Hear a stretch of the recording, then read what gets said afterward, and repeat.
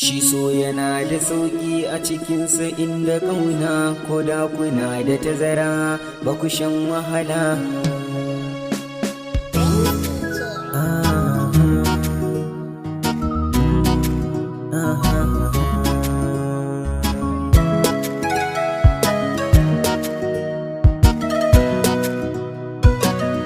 Shi so yana da sauƙi a cikinsa inda ƙauna ko da kuna da tazara ba ku shan wahala.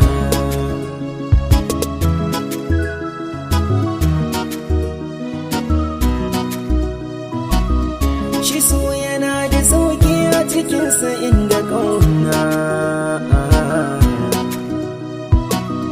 Ni so ya zama garkuwa gare ni duniya, komai ya so zan yi mai in bai kauce shari'a. Idan har za ku tuna a gurin da na tsaya, ga ci gabansa ku biyo ni mu je ba gargara. Batu ne akan matsayin nan da zan aje, sai dai na yi tunani idan kwai na aje. Ni ma za na koma kamar kowa a makaranta, amma idan da matsayin ko Zaliha ba a raina.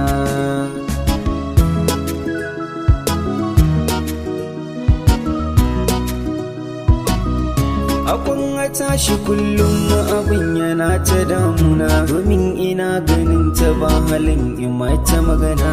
Sai dai idan an tashi kadai nake da damar na bi ta mun yi zance sauki a raina samar.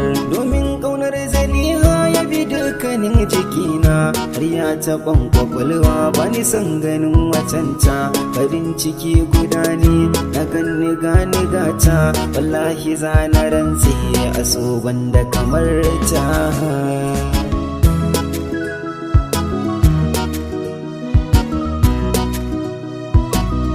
Dukan abokanai na sun gane matsayinta, domin koda ana doki ita ba a taɓa ta. Har ma waɗansu a cikinmu suke kiran angonta, ni ko na kan ji daɗi an ce Zaliha tawa. Tana da kyawun hali sannan da fara'arta, hakan ya sa na shafa ma da waɗansu akanta.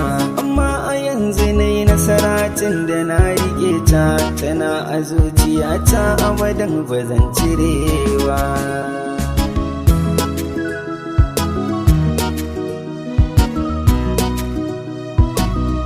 Sati guda ya saura a ce mu fara fefa, wacce za ta zamto ita ce ta gamawa. A fannin tsakanina ne da mai sona, mama da masana na gani akan yi dona.